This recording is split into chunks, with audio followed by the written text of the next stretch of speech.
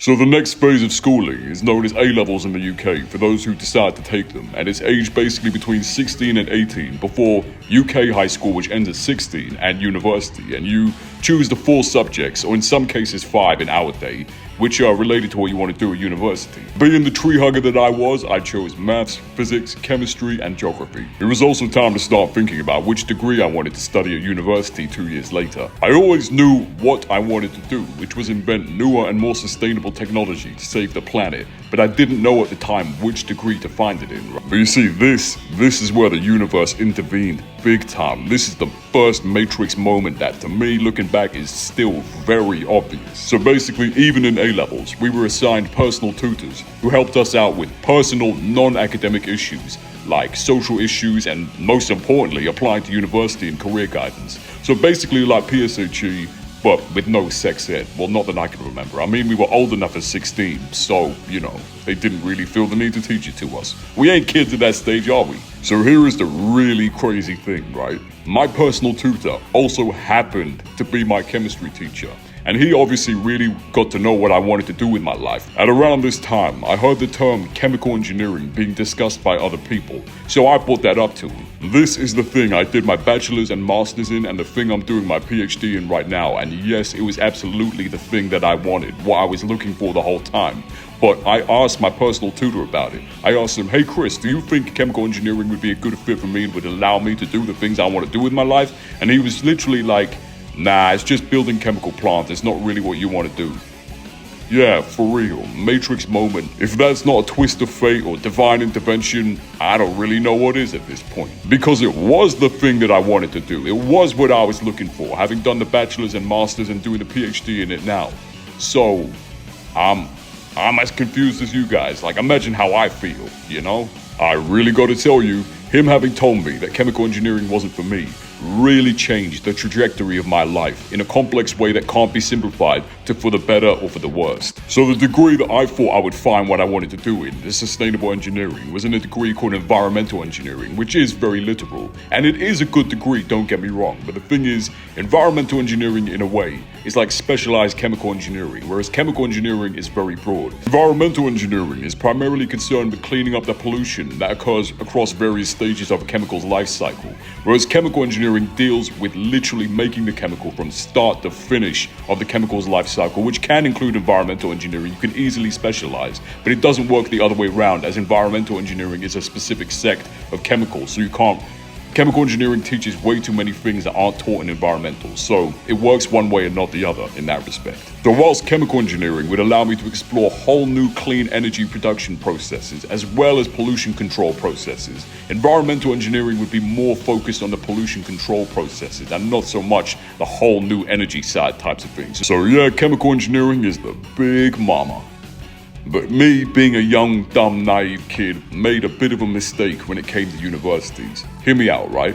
So, the University of Nottingham, which is where I actually ended up doing my master's in after my bachelor's, actually had a co-joint chemical engineering and environmental engineering department. And I went to the open day and it was great. I had a great time. I really liked it there, don't get me wrong.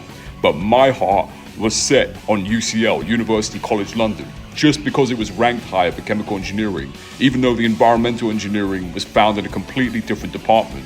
So, logically, it would have been good to have went to Nottingham, where the departments are co-joint, but my stupid ass just looked at the prestige and wanted to live that big up city life. This is something that 18-year-olds or 16 to 18-year-olds or prospective university students need to know. That prestige does not necessarily mean quality. If you want to look at the quality, look at the student satisfaction. Because trust me, there's a trap that people need to know about that seems to be fairly widespread, and I could definitely speak about it from my experience, right? So a lot of universities, because of their name, don't put too much effort into teaching the undergraduates, and they're pretty much just cash cows in a way. And that money is used to fund their research, which is where they do put their effort, and that perpetuates their name, which draws in more 18-year-olds, more young undergraduates thinking that it would be a great university when it's only a great university for the post-grad researchers. Also, city life is not all that. It's not like something straight out of an action movie or something. It's not like Sex in the City. In a lot of cases, people in the city are colder socially and things are more expensive. So Don't be an idiot like me and think things would have played out like the movies. But let's rewind back and this time speak about the academics and the grades and stuff, right? So my first set of exams, January 2012, they were really damn good. I really hit the ground running in maths, physics, chemistry, and geography. Like, I got 90s to almost 100s in pretty much all of my exams, and the lowest was, I think, an 88%, and that's in physics, which a lot of people found hard. So yeah, it was a great start. However, in a similar fashion to 2 years ago, as summer came, the ball dropped a little bit. Like, my results in the June of that year were still good, but they weren't as good as January. So, another thing I forgot to mention with these A-levels, right? The first year, you can take 5 or 4. The second year, you take 4 or 3. So, you basically drop at least 1. And I dropped chemistry for 2 reasons. Firstly, UCL's environmental engineering course didn't require chemistry. It required maths, physics, and another subject, which could have been chemistry, but here's the thing.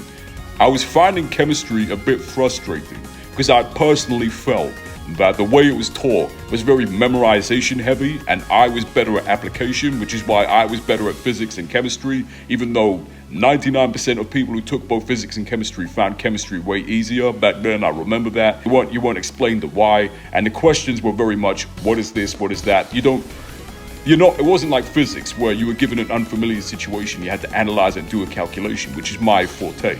So I was finding it frustrating, so basically that's the subject I chose to drop. On top of that, I also got complacent for my January exams, and I was distracted by this girl I was chatting to from outside school that I met at a party. Nothing happened there.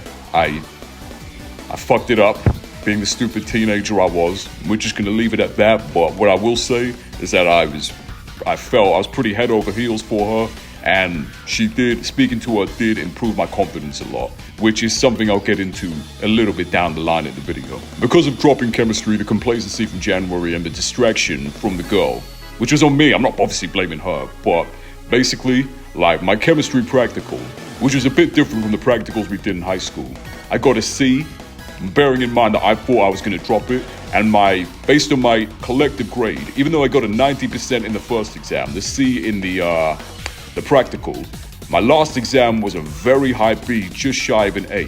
So my final score in chemistry was 239 out of 300, where I needed a 240 for an A. So I was 1 out of 300 away from an A. That's 1/3%. Tragic. My geography score also dropped a bit. So at the beginning of the year, in January 2012, my exam score was 118 out of 120, because this exam was pretty much pure, raw, unfiltered knowledge, like literally kind of like that. But the second exam, which was weighted 40 as opposed to the 60 before, was like report writing, and it was more the nitty gritty and the fine details and stuff. And me at that age, I was quite unrefined. And yeah, I only got a C in that exam. Like, writing has not really been my forte. So originally, before we got the final grade for the first year, I was predicted an A star in geography, but then the prediction dropped to an A, so yeah. The June exams were a bit of a drop. My maths grade was slightly lower, although I was still predicted an A star, was still high enough. But yeah, I have noticed at points before the point I'm speaking about right now, and way after, like throughout my life, I've always focused and regulated my emotions better in winter than summer. And for some reason, I respond better to less hours of sunlight, i.e. winter than summer. Like, I am such a fucking vampire. If they ever do a Twilight reboot, maybe they should hire me. And me and whoever the love interest is, will make a better love story this time round. This is something I realized just when recording the video, right? You know, I mentioned that narcissist best friend whose involvement in my life delayed my social development, right? So basically, that girl I met at the party, he was not at that party. And because the girl was from a different school, like, he was completely separate from me chatting to that girl, right? And me chatting to that girl really did develop the lover boy in me, even if I did kind of muck it up. But I can't emphasize this enough, right? Like, choose your best friends very wisely, right? They can have a big impact in your life, positive or negative, in some cases negative in ways you realize way later, but were still taking place at the same time. So, in year 2, it was time for university applications, and the deadline was in October, and I applied for environmental engineering at UCL.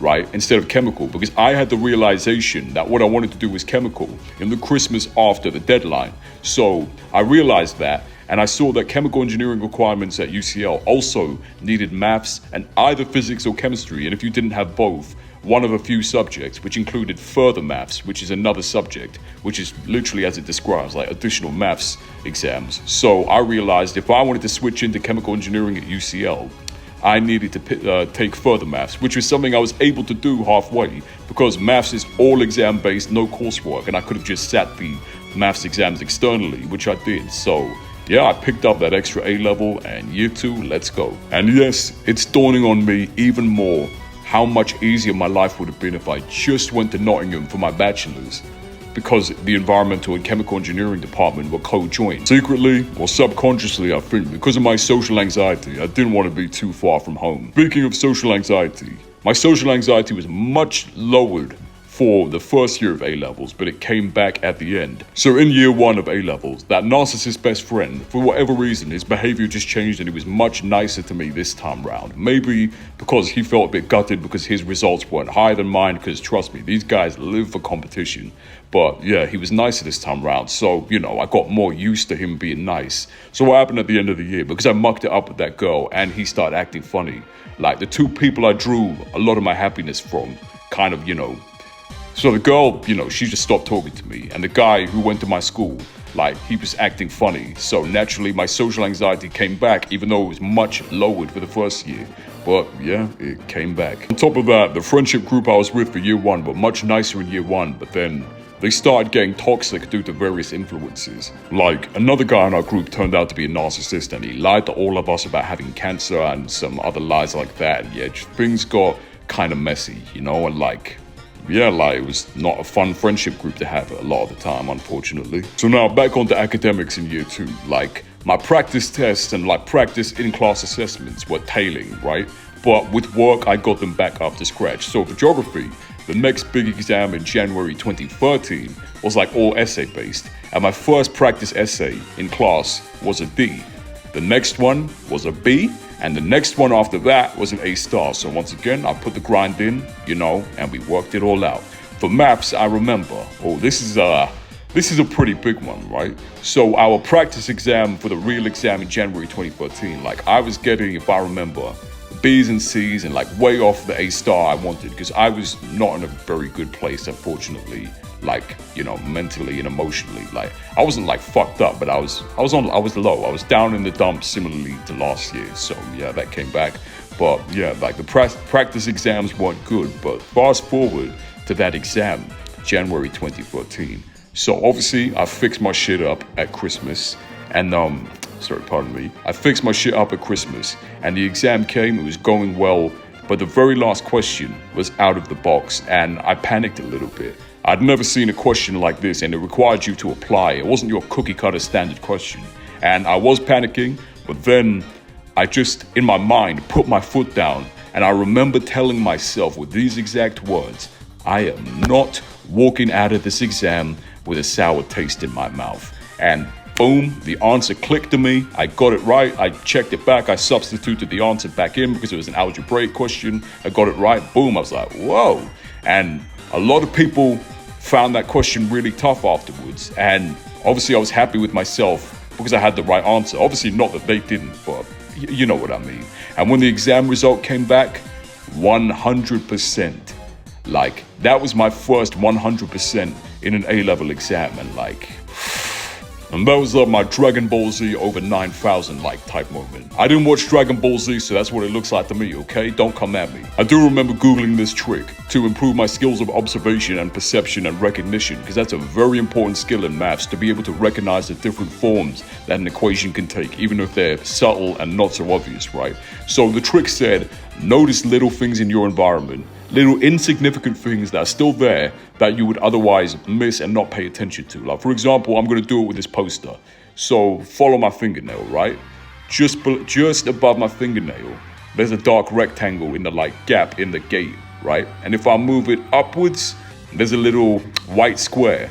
And if I move it, I don't know, this way, you know, there's another tinier square. Like, It sounds so stupid and insignificant, but I really kid you not, it worked. And I have the 100% to show for it. I'm not even boasting. Like, I'm telling you, like, as weird as it sounds, it works. Right, I'm gonna do it again really quick. If you may not know this, but you see, like, on my, well, I don't know if it's my right or your right or whatever, but like, where I'm pointing, there's somebody's arm.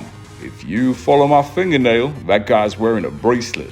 Like, it sounds so stupid and insignificant and just, pointless, but it really works. It really does. So now we're going to quickly fast forward to the last set of exams, June 2013. And yeah, I got the scores I needed, although I do remember, because most of the hard further maths exams were around the same time. In one of my maths exams, which was like one of the main ones, not the further maths ones, I started panicking and hyperventilating because there was so much pressure on me. If you're ever having an exam and that exam makes you its bottom, it's never too late to turn things around and be the top.